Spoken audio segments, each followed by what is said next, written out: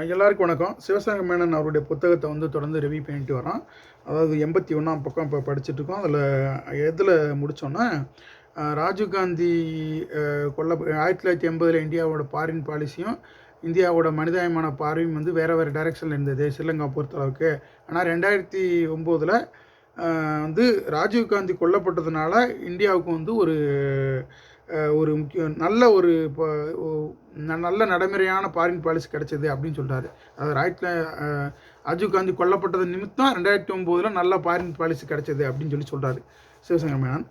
அதுக்கப்புறம் என்ன சொல்ல வரேன்னு பார்ப்போம். இந்த event Rajapaksa knowing the victory was around the corner was in no mood to agree the Western ceasefire proposals or to any idea of the LTT leadership might be evacuated to safety, even if that was only certain way to prevent casualties among the civilians, and the LTT had driven into the peninsula as their hostage and human shield அப்படின்னு சொல்கிறார். அதாவது ராஜபக்சே வெற்றி பக்கத்தில் தான் இருக்குது அப்படின்றத கணிச்சிட்டாரு. அதனால அவர் மேற்கு நாடுகள் முன்வைத்த எந்த ஒரு சண்டை நிறுத்த ஒப்பந்தத்துக்கும் அவர் உடன்பட விரும்பலை. அப்புறம் புலிகளுடைய தலைமை எந்த அளவுக்கு பாதுகாக்கப்படுறதையும் இல்லைன்னா அவங்க ஒரு சேஃப்டியான இடத்துக்கு எவாக்குவேட் பண்ணுறதையும் அவர் விரும்பலை. அது அது எதை அது அது அந்த புலிகளின் தலைமை காக்கப்படுறதும் அவங்கள சேஃபான பிளேஸ் எவாக்குவேட் பண்ணுறது மட்டும்தான் இந்த மக்களை பாதுகாக்கிறதுக்கு அதாவது புலிகளோடு சென்ற மக்களை பாதுகாக்கிறதுக்கு அவர் என்ன சொல்லியிருக்காருன்னா, மக்களை ஹோஸ்டேஜாக எடுத்துகிட்டு போன ஹியூமன் ஷீல்டாக வச்சுருந்தேன்னு சொல்கிறார். அதாவது புலிகளோடு இருந்த மக்களை பாதுகாக்கிறதுக்கு அவங்கள புலிகள் தலைமையை பாதுகாக்கிறதும் எவாக்குவேட் பண்ணுறது மட்டும்தான் ஒரே ஒரு வழி அப்படின்னாலும் கூட அதை ராஜபக்சே விரும்பலை. அப்படின்னா எனி காஸ்ட் ஜீனோசைடு பண்ணி இனப்படுகொலை நடத்தியாவது புலிகளின் தலைவரை கொல்லணும் அப்படிங்கிறது தான் ராஜபக்சேயோட இந்தியாவோடையும் ராஜபக்சேயோடையும் ஒரே ஒரு முடிந்த முடிவாக இருந்துச்சு அப்படின்னு சொல்கிறாரு. திருப்பி நான் சொல்கிறேன், இந்த சண்டையோட இலக்கு எப்படிப்பட்டாவது புலிகளின் தலைவரை கொல்றது. அது புலிகளின் தலைவருக்கு எப்படி தெரியாமல் இருக்கும்? ஸோ தான் கொல்லப்படணும்னு நினச்ச ஒரு தலைவன் அந்த சண்டையிலே இருப்பாரா? அது போரில் ஒரு மனுஷன் போரிட்டு சாகிறது ஓகே, அது இயற்கையான விஷயம். எதிரினுடைய இலக்கு இதுன்னு தெரிஞ்சு ஒரு தலைவன் அந்த போர் அதில் தப்பிக்கிறது ஒரு இயல்பான விஷயம். அதுதான் எதிரிக்கு பின்னடை கொடுக்குற விஷயம், எதிரியை வெற்றி பெறாமல் செய்ய விடாமல் வைக்கிற விஷயம். அப்படின்னு சொன்னால் அவர் இயல்பாக தப்பி செல்றது தான் ஒரு தலைவனுடைய இதாக இருக்குன்னு தான் நம்மளால் மீண்டும் மீண்டும் இதை படிக்கிறப்ப புரிஞ்சிக்க முடியுது. அடுத்து, ராஜபக்சேஸ் அப்டிக்ரேசி வாஸ் மேட்ச்ட் பை பிரபாகரன். அதாவது ராஜபக்சேனுடைய அந்த ஹார்ட் லைன் பிரபாகரனுக்கும் சமமாக இருந்தது அப்படின்னு சொல்கிறார். Prabhakaran was increasingly remote from the reality. Prabhakaran ரியாலிட்டியிலிருந்து தனிமைப்பட்டு போய்கிட்டே இருந்தார், வெகு தூரம் போயிட்டார் அப்படின்னு சொல்கிறாரு. This was a man whose ego had been grown with success. இவரோட பிரபாகரனோட யூகோ ஒரு வெற்றியின் மூலம் உருவானது அப்படின்னு சொல்கிறாரு, வெற்றியின் மூலம் வளர்ந்தது அப்படின்னு சொல்கிறாரு. Who was even worshipped in a temple and a Jaffna host as an incarnation of Hindu god Vishnu. அதாவது இந்து கடவுள் விஷ்ணு மாதிரி பிரபாகரனை ஜாப்னாவோட கடற்கரையில் வழிபட்டாங்க மக்கள். விஷ்ணு அவதாரமாக பிரபாகரனை வழிபட்டாங்க அப்படின்னு சொல்கிறாரு. By 2009 there was no one left in the LTT leadership to tell him the truth in the last month of his life. அதாவது 2009 there was no one left in the LTT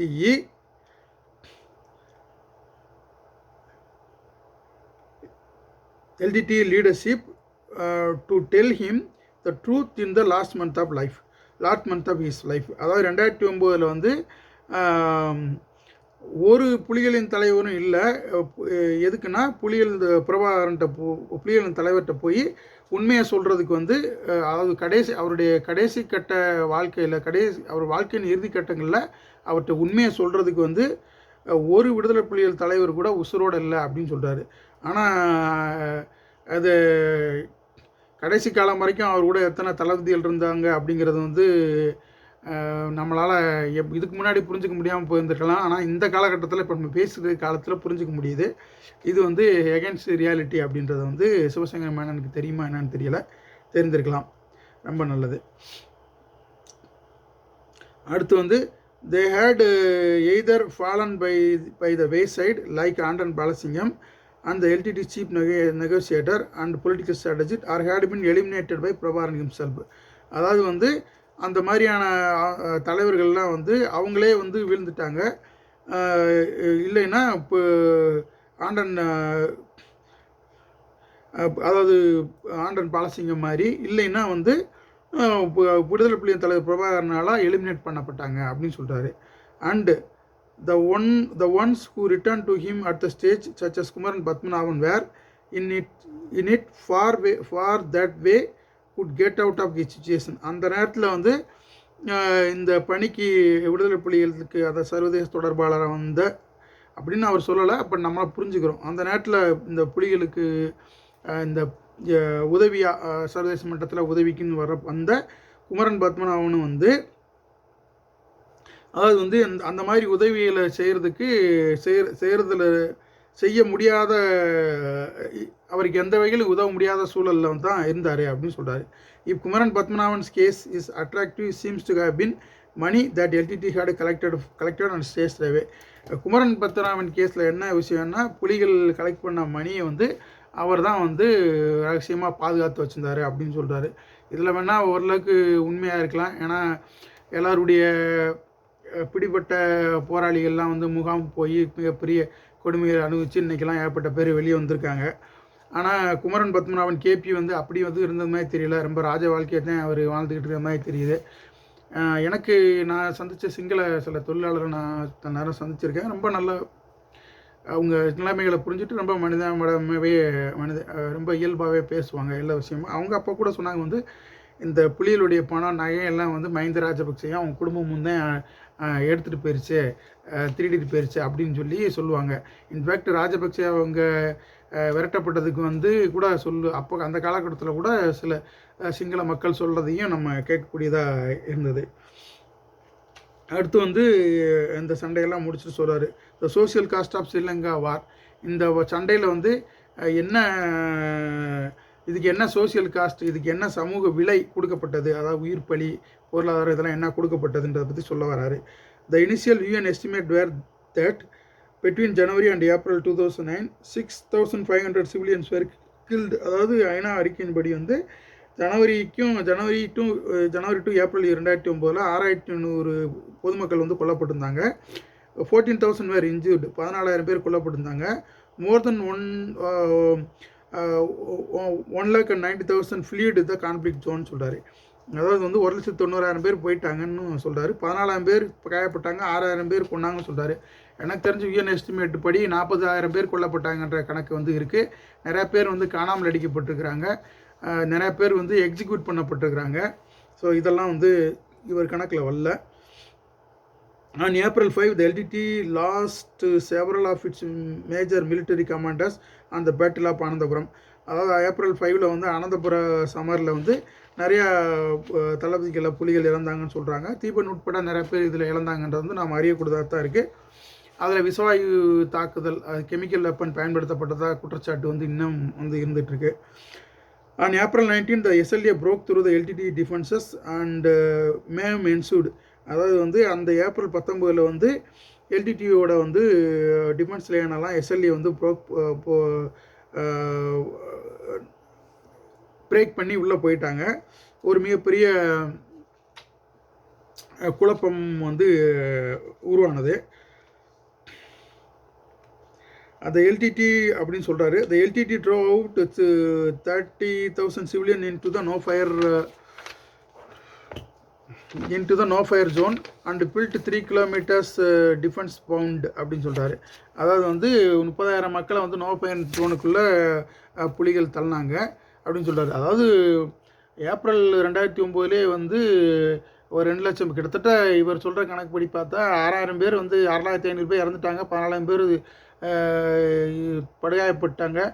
1,96,000 பேர் கான்ஃப்ளிக்ட் ஜோன்லேருந்து வந்துட்டாங்கன்னா அங்கே யாருமே இருக்க மாட்டாங்களே, யார் இருந்திருப்பா? சரி. அப்போ என்ன சொல்கிறாருன்னா, அதுக்கப்புறம் வந்து 30,000 பேரை வந்து புலிகள் நோ ஃபயர் ஜோன் கூட தள்ளினாங்க. தள்ளிட்டு ஒரு 3 கிலோமீட்டர் ஸ்ட்ரெச்சுக்கு வந்து ஒரு டிஃபென்ஸ் லைன் வந்து கிரியேட் பண்ணாங்க. ஆர் லார்ஜ் டிச், அதாவது வந்து பதுங்கு டிஃபென்ஸ் லைன், ஒரு ஒரு தடுப்பு தடுப்பு அரண்கள் இல்லைன்னா தடுப்பு புலிகள் அமைச்சாங்கன்னு சொல்கிறாரு. டு கன்ஃபைன் தம், அவங்கள பாதுகாத்துக்கிறதுன்னு சொல்கிறாரு. அப்புறம் வந்து SLA begin hunting for Prabhakaran. அப்போ வந்து புலிகள் விடுதலை புலிகளின் தலைவர் பிரபாகரனை வந்து வந்து இலங்கை இராணுவம் வந்து தேடிக்கிட்டு இருந்துன்னு சொல்கிறாரு. எப்போ சொல்கிறாரு? ஏப்ரல் 19 அப்புறம்.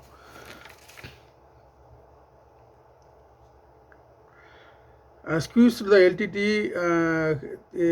எல்டிடிஇ, அதாவது எஸ்எல்ஏ வந்து எல்டிடியை வந்து ஸ்கியூஸ் பண்ணுன்னு சொல்கிறாரு. Squeezed the LTTE further into the 10 kilometres and penetrated the civilian confining bound later that மந்த்னு சொல்கிறாரு. அதாவது வந்து புலிகளை வந்து கடைசி அந்த அதாவது அடுத்த ஒரு 10 கிலோமீட்டர் ஸ்கொயருக்குள்ளே அவங்கள சுருக்குனாங்க. And penetrated the civilian confining bound civilian confining bound that later that மந்த்னு. அதுக்கப்புறம் வந்து அந்த அதாவது மே கடைசியில் வந்து வந்து பொதுமக்கள் இருந்த பகுதிக்குள்ளே வந்து இராணுவம் ஊடுருவிச்சு, எஸ்எல்ஏ ஊடுருவிச்சு அப்படின்னு சொல்லி சொல்கிறாரு. ஸ்ரீலங்கன் ஆர்மி வந்து பொதுமக்களுக்கு இடையில் ஊடுருவிச்சுன்னு சொல்கிறாரு. ஊடுருவி அப்போ விடுதலை புலிகளின் தலைவர் பிரபாகரனை தேடினாங்க அப்படின்னு சொல்கிறாருன்னு புரிஞ்சுக்கலாம். இப்போ மேலே இருக்க சேட்டலைட்டு லேடாரு, அப்புறம் வந்து இந்த காட்டி கொடுக்குறவங்க, அப்புறம் இவங்களோட லாங் ரேஞ்சு ஆளை ஊடுருவும் மணி, ஸோ இதெல்லாம் பார்த்தா அதுக்கு முன்னாடியே ஊடுருக்க வாய்ப்பு இருக்குது. பட்டு இவர் சொல்கிற தகவல் படி பார்த்தா ஏப்ரல் கடைசியில் வந்து அதாவது வந்து விடுதலை புலி அந்த மக்களுக்குள்ளே வந்து ஸ்ரீலங்கா இராணுவம் வந்து புலனாய்வாளர் இராணுவம் இவங்கெல்லாம் வந்து உள்ளே போயிட்டாங்கன்னு சொல்கிறாரு. On May 6 the SLA claimed victory, அதாவது May 16 வந்து ஸ்ரீலங்கன் ஆர்மி வந்து வெற்றியை கிளைம் பண்ணாங்க. அதாவது வந்து நாங்கள் வெற்றி பெற்றோம் அந்த போர்லன்னு சொன்னாங்க. The next day the LTTE admitted defeat, அடுத்த நாள் வந்து புலிகள் வந்து தோல்வியை ஒப்புக்கொண்டாங்க. Posting on its website, this battle reach its bitter end, இந்த சண்டை வந்து அந்த கசப்பான முடிவை வந்து எட்டிருச்சு. We have decided to silence our guns, நாங்கள் வந்து இந்த ஆயுதங்களை மௌனிக்கிறோன்னு சொல்லி சொன்னாங்க. On May 18 the world saw picture of Prabhakaran's corpse, அந்த May 18 பிரபாகரனோட சடலத்தோட ஃபோட்டோவை வந்து உலகம் பார்த்துச்சு அப்படின்னு சொல்கிறாரு. A 30-month campaign had ended a 26-year civil war and wiped out one of the most lethal terrorist group in the worldன்னு சொல்கிறாரு. அதாவது வந்து 30 மாத சண்டை வந்து 25 ஆண்டு கால உள்நாட்டு சண்டையை வந்து முடிவு கொண்டு வந்தது, ஒரு பயங்கரமான தீவிரவாத குழுப்பை உலகத்தை விட்டு போக வச்சது அப்படின்னு சொல்லி சொல்கிறாரு. And so Prabhakaran came to his sorry and bloody end, Prabhakaran வந்து ஒரு ரொம்ப வருந்தத்தக்க ஒரு ரத்த கலரியான ஒரு முடிவுக்கு வந்தார். Taking his entire family with him including his son and wife, அவங்களுடைய மனைவி சன் பையன் எல்லாத்தையுமே வந்து சாவ கொடுத்துட்டாரு அப்படின்னு சொல்கிறாரு. ஒன்று தான் சொல்லியிருக்காரு, ஹிஸ் சன் அண்ட் ஒய்ஃப், அப்படி ஒய்ஃபு சன்னா ஒரே ஒருத்தர் தான் சொல்கிறாரு. எனக்கு தெரிஞ்சு இந்த இடத்துல சார சண்டனி சொல்கிறாருன்னு நினைக்கிறேன். Pictures of him in death taken by SLA officer, brutal and violent as they were greeted with disbelief among the committed and with relief in the rest of Sri Lanka சொல்கிறாரு. அதாவது வந்து பிக்சர் ஆஃப் பிரபாகரனோட சடலம் படம் தெரிஞ்ச பிறகு SLA Sri Lankan army எடுத்த அந்த photo வந்து வெளிவந்த பிறகு நிறையா பேர் வந்து அதை நம்பலை. ஆனால் ஸ்ரீலங்காவோட அடுத்த ஸ்ரீலங்காவோட ரெஸ்ட் ஆஃப் ஸ்ரீலங்காவுக்கு வந்து அதாவது புலிகளோட அனுதாபிகள் அப்படின்னு சொல்லலாம், அவங்க வந்து இதை நம்பலை. ஆனால் வந்து இளைஞரோட ரெஸ்ட் ஆஃப் ஸ்ரீலங்கா, மீதி இருக்க ஸ்ரீலங்கா எல்லாமே வந்து வந்து ரிலீவ் ஆயிடுச்சு, இந்த பிரச்சனையிலேருந்து விடுபட்டுருச்சு அப்படின்னு சொல்லி, அதாவது வந்து ஒரு நிம்மதி பெருமூச்சு விட்டாங்க அப்படின்னு சொல்கிறாரு. The video of his young son eating a biscuit and killed a few moments later caused revolution around the world and brought home the brutality with which Sri Lankan civil war had been conducted ended அப்படின்னு சொல்கிறார். அதாவது வந்து சில அடுத்த கொஞ்ச நேரத்தில் வந்து விடுதலை புலிகள் தலைவர் பிரபாகரனோட மகன் வந்து யங்சன், அதாவது இளைய மகன் சொல்கிறாரு. முதல்ல வந்து மூத்த மகனை சொல்லியிருக்காருன்னு நினைக்கிறேன், எல்டர்சன் சொல்லலை, ஆனால் அவர் தான் சொல்லியிருக்காருன்னு எடுத்துக்க முடியுது. அவங்களுடைய இளைய மகன் வந்து பிஸ்கட்டை கடிச்சிக்கிட்டு அதுக்கப்புறம் பிஸ்கட்டை கடிச்சிட்டு பிஸ்கட்டை கடிச்சிட்ருக்காரு. அதுக்கப்புறம் கொல்லப்பட்ட அடுத்த ஃபியூ மினிட்ல கொல்லப்பட்ட இதை பார்த்தவொடனே உலகம் வந்து ஒரு மிகப்பெரிய வந்து ஒரு கோபம், உலக மக்கள் மத்தியில் ஒரு மிகப்பெரிய ஒரு ஆற்றாமை வந்து வெளிப்பட்டது அப்படின்னு சொல்கிறாரு.